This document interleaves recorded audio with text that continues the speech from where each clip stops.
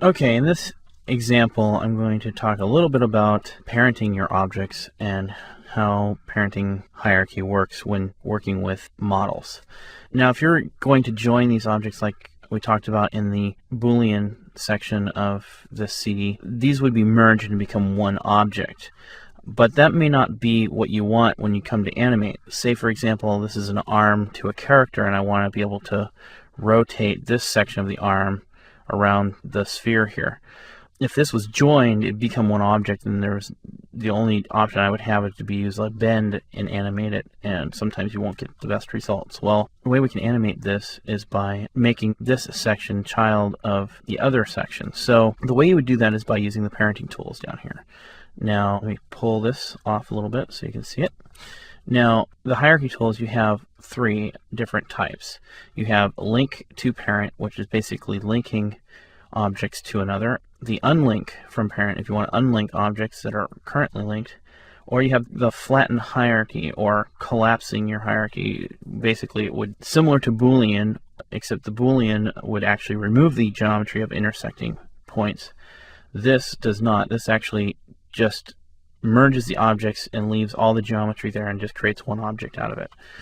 So with that in mind, I'm going to use the link to parent to link these objects together. Now if you look down here, you'll see I have two mesh cubes, where I have the one there and one here, and then I have three spheres in the scene here.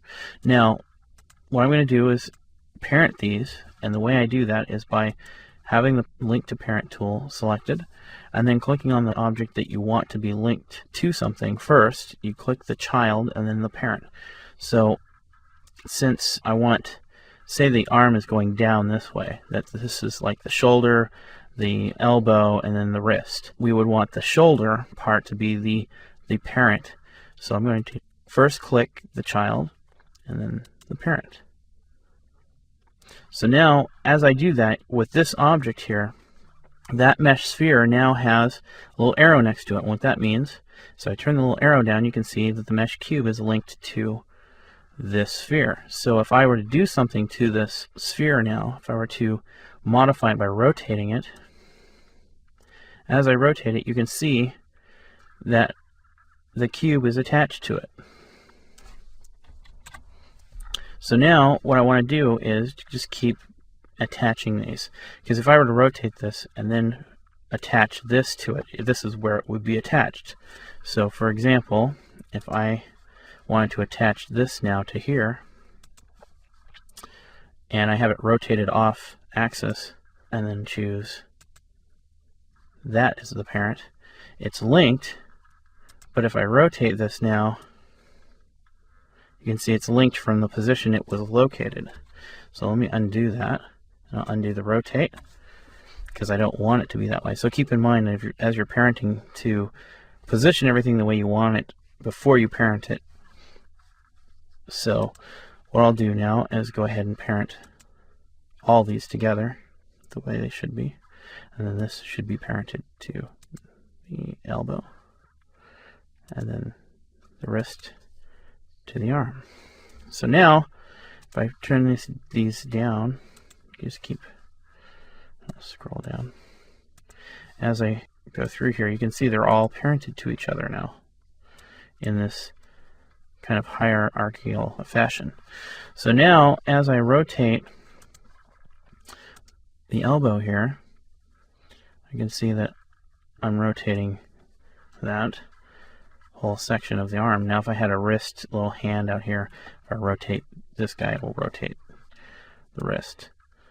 So now you can see that it's linked. And that's the basics for linking your objects.